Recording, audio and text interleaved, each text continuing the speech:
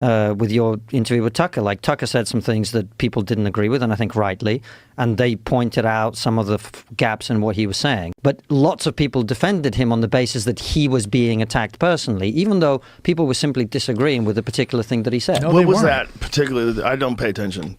After I release things, I fucking don't look at the phone. We were talking about some wild shit. I was like, this one's gonna get crazy. I think Joe Rogan had a couple of more guests on his podcast recently, the Joe Rogan Experience. And on this podcast, of course, they tried to call out Tucker Carlson and his appearance on the Joe Rogan Experience. And Joe Rogan was having none of it. And we also have Candace Owens responding to the whole situation where she, goes in defense of Tucker Carlson and goes off on people like Ben Shapiro and Jeremy Boring and the people who were on this Joe Rogan Experience episode. Let's get into this clip here, and then we'll get into Candace Owens' reaction to the whole thing as well. Want to be cast out of the kingdom.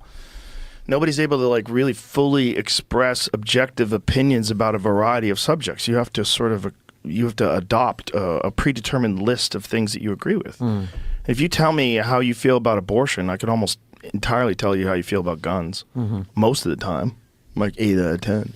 That's weird. It's all weird. And the thing as well, to your point, Francis, I feel like we've got to a point where it's become quite hard to criticize people's ideas without people thinking that you're criticizing the person. I mean, it happened with your interview with Tucker. Like, Tucker said some things that people didn't agree with, and I think rightly, and they pointed out some of the gaps in what he was saying. Well, the issue, I mean, come on, man. Like, the issue is they were attacking the person of Tucker Carlson because it was mostly Daily Wire and their whole cult over there. The people who defend the Daily Wire still, you have to be a cult at this point. You have to just defend them blindly no matter what they say, because the stuff that they've been saying are so ridiculous.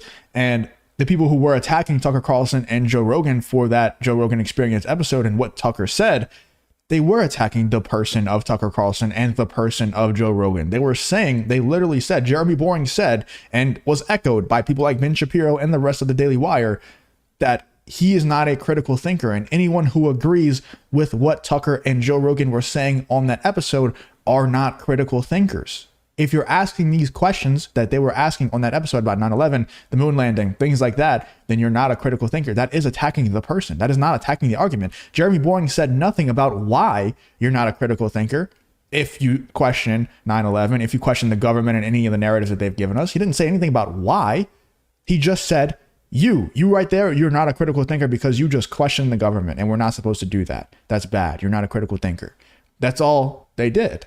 So they did attack the person. And unless Constantine here is, what he's talking about to Joe Rogan and saying that they weren't attacking the person, unless he's on a different side of Twitter than I am, I saw everybody attacking the person of Joe Rogan and Tucker Carlson and not the idea. But lots of people defended him on the basis that he was being attacked personally, even though people were simply disagreeing with a particular thing that he said. No, what was that particularly? I don't pay attention. After I release things, I fucking don't look at the phone. We were talking about some wild shit. I was like, this one's gonna get crazy. I think the evolutionary stuff got a lot of people's attention. Yes, that got my friend Brett Weinstein, who's an actual evolutionary biologist. Right.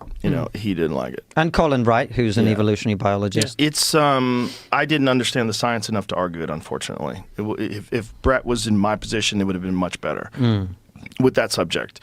I think there's Tucker has I like him, first of all, a lot. He's a very nice guy. I've got to hang out with him a couple times. I hung out with him at the UFC. I had dinner with him with Lex, and then I brought him on stage with Kill Tony. Didn't even know he was going to go on there. Saw that. And went out and handled it amazingly. Seems like Joe's kind of going to his defense here a little bit. Maybe I'm reading too much into it, but it seems like Joe Rogan is getting the vibe from Constantine and the other guy that they don't really like what Tucker said very much, multiple things. And he's like, first off, I just want to say I love Tucker and he's a great guy, and he's kind of going to Tucker's defense here, but it gets a little bit more interesting here in a second. He's a good guy.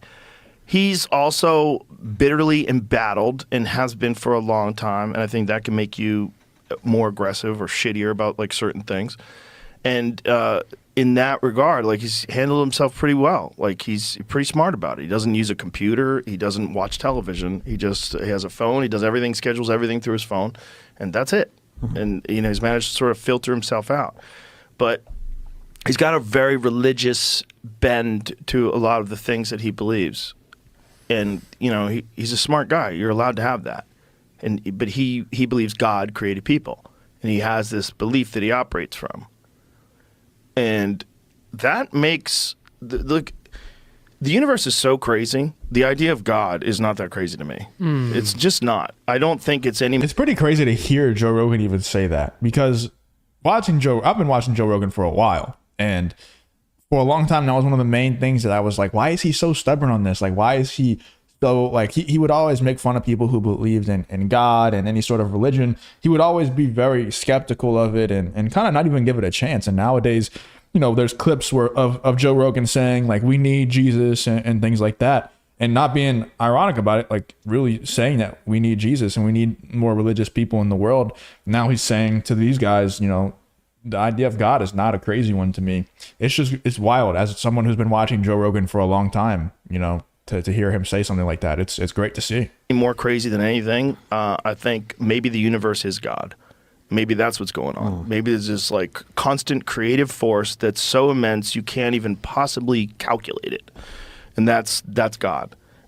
And he's got some ideas about spiritual things that are interesting, like about good and evil and these UAPs, the UAPs being spiritual things. But it seems like,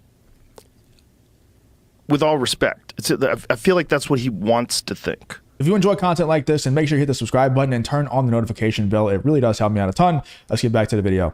Do you know that he wants to think that they've always been here and they're spiritual things? And he might be right. But it is also possible that there's a life form that's so advanced that it can avoid detection anytime it wants, and then slowly trickles out little bits of information to us, whether it's a crashed vehicle or letting a vehicle be seen or hovering over Phoenix, do whatever it wants to do, and then fades away again. And then every decade or so, as human beings evolve, it introduces more and more to the landscape, which, if you kind of looked at it on a graph, seems to be the case.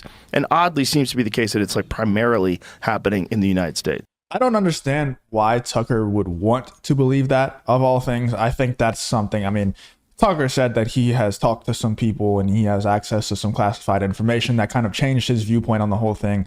And it's really, really disturbing stuff. And hopefully he comes out and just straight up tells us what it is one day. But I don't think, you know, as someone who has as much access to things as Tucker Carlson does, I don't know why he would go on Joe Rogan and just talk about things that he wishes were the case instead of things that he's actually heard and seen behind these classified documents. But this person, Konstantin Kisin, who went on the Joe Rogan Experience here and kind of criticized Tucker a little bit, took it a step further over on Twitter. And let me pull this up so you can see.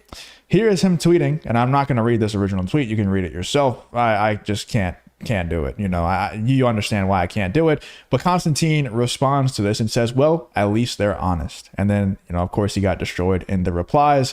He says, you know, this is an old tweet of his from 3/24/20, and this is Konstantin saying, I'm a big fan of individual rights and freedoms. I don't like the government telling people what to do, but I can't understand complaints about the lockdown putting people under house arrest. There are times when we need to set aside our own needs and preferences. So basically defending lockdowns. And there was a ton of different tweets, old tweets that people brought up from Konstantin. He also had this right here, which is just, I find it petty. It's childish.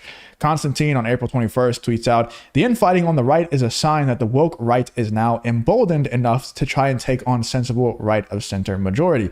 The difference is that the left let their woke tail wag the entire left-wing dog out of fear.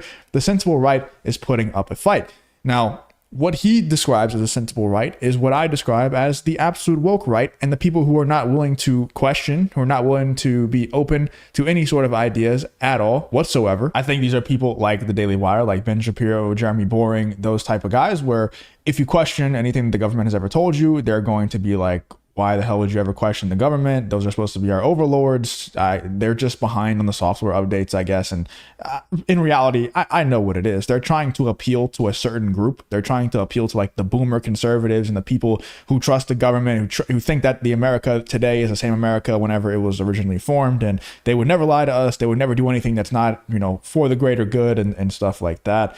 They're trying to appeal to those people. I know Ben Shapiro's not that dumb. I know Jeremy Boring's not that dumb to actually blindly believe everything that they tell us, and to say that you're not a critical thinker if you even question a little bit the things that they tell us, like Tucker Carlson did on Joe Rogan. I know they're not that stupid, but that's the audience that they've cultivated, and they want to continue to milk that audience of idiots until the well runs dry.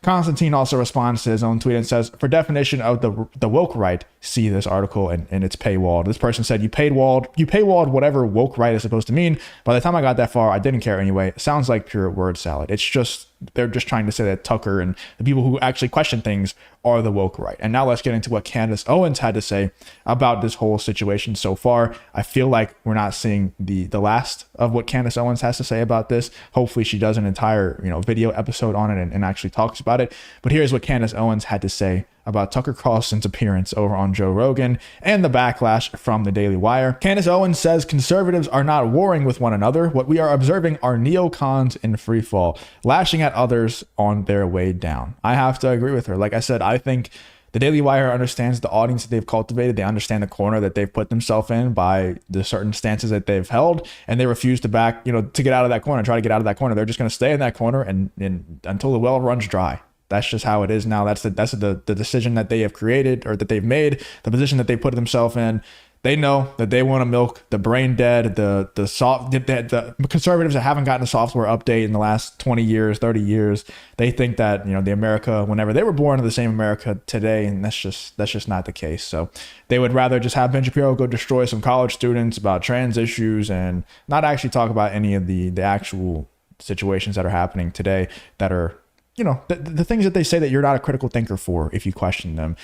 Just ridiculous, man. Let me know in the comments what you're thinking about the whole situation. What do you think about Joe Rogan kind of defending Tucker Carlson against Constantine kissing on his show? What do you think about Candace Owens destroying the Daily Wire, Ben Shapiro, and everybody else who's questioning Tucker Carlson's appearance over on Joe Rogan? Let me know what you're thinking about the whole situation in the comments. If you did enjoy the video, please leave a like, subscribe, all that good stuff, and hope to see you guys on the next one.